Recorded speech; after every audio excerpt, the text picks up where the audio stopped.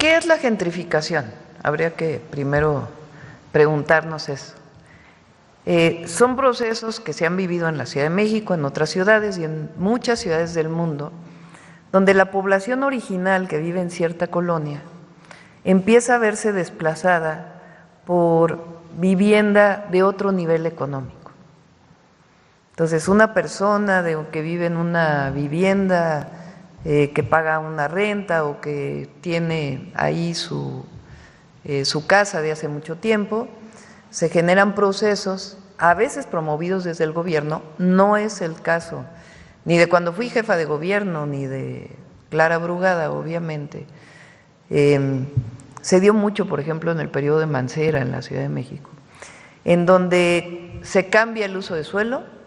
O sea, por ejemplo, en un lugar que había uso de suelo de una vivienda de 3 pisos, se cambia a una vivienda de 20 pisos. Entonces, ¿qué es lo que pasa? Pues que es muy rentable para aquellos desarrolladores inmobiliarios que dicen, bueno, pues en esta casa, en este terreno te lo compro, y se hace una vivienda tiene un costo mayor, y son muchísimos edificios, muchísimos pisos en el mismo edificio, perdón. Y así se va, digamos, ampliando la cantidad de personas que van llegando a estos lugares, expulsando a los pobladores originales y, entre otras cosas, elevando el nivel de vida en esos lugares. Y la gente que vive ahí desde hace mucho tiempo, pues tiene razón en decir, bueno, pues ¿por qué se da este proceso de gentrificación? Sobre todo si son procesos en donde no se incluye a la gente que vive ahí. Hay otros procesos de elevar el número de pisos, pero que se hacen con la gente. Entonces es un proceso participativo donde se platica con la gente y se dice, a ver, vamos a redensificar esta zona, ¿están de acuerdo o no están de acuerdo? Si sí están de acuerdo, ¿qué tendría que ocurrir para que esto fuera así? Pero participa la ciudadanía que vive ahí en todo este proceso. En particular en la Condesa, en la Ciudad de México o en la Roma, han sido varios temas que han ido ocurriendo desde hace ya muchos años, algunos que no fueron promovidos por el gobierno, sino sencillamente fueron ocurriendo como parte del desarrollo de la ciudad. Muchos comercios, restaurantes, que atrajeron a mucha gente a visitar la zona, no necesariamente a vivir ahí, y después personas que fueron llegando a vivir de otro nivel económico y que fueron encareciendo las rentas a partir pues de la demanda de esta zona. Entonces, obviamente los procesos de gentrificación no deben ocurrir si expulsan a quien está ahí originariamente para irse a vivir a la periferia, pues porque cambia el nivel de vida y divides entre los que tienen recursos económicos y los que no tienen. Y entonces se quedan con las mejores zonas de la ciudad aquellos que tienen recursos económicos. Si se dan procesos de redensificación, pues tienen que hacerse en un proceso participativo, donde quien viva allí pueda participar y pueda decir si está de acuerdo o no está de acuerdo.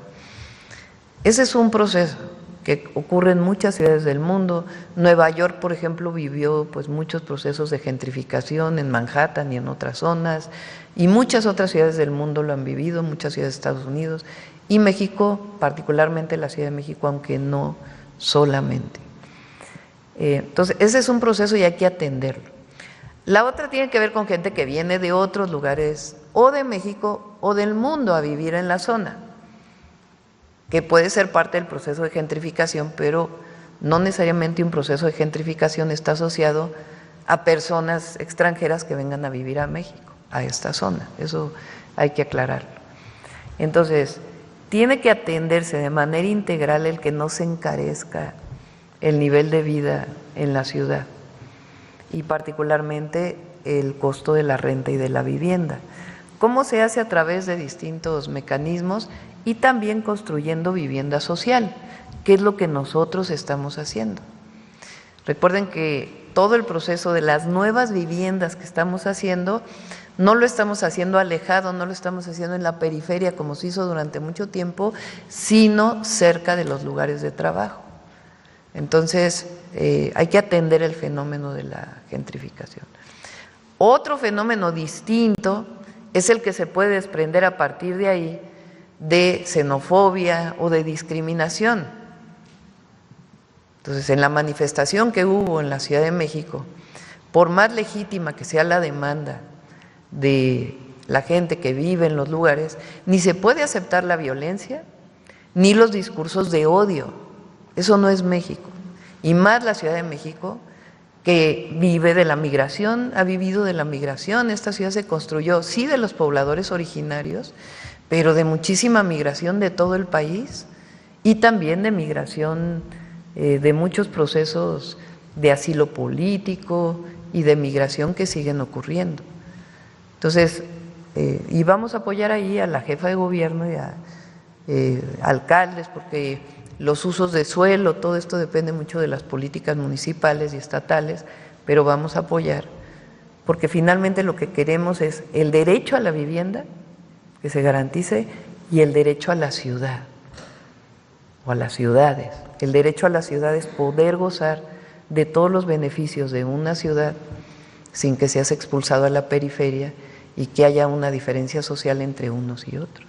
Claro, es muy importante su punto de vista, su aclaración, Presidenta, evidentemente porque… Tenemos que trabajar con los estados, porque o sea, los usos de suelo son municipales.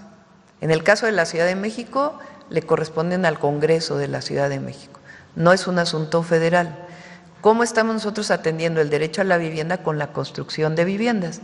Y podemos apoyar a todos los estados y a todos los municipios, si así se requiere, para garantizar el derecho a la ciudad y el derecho a la vivienda.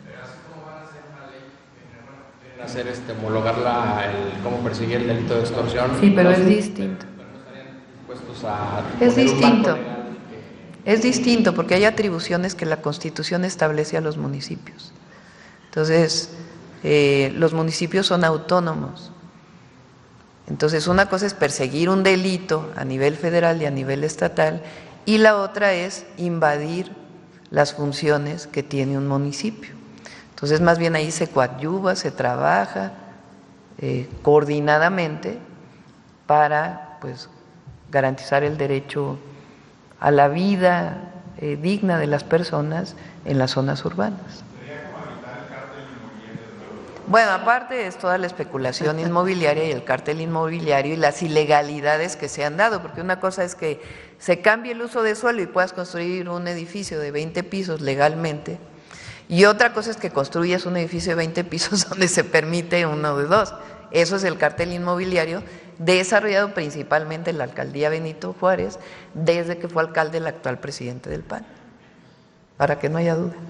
Es muy importante su apunte, Presidenta, porque se ha exacerbado mucho el debate respecto a este tema. Y qué bueno que se dé el debate, porque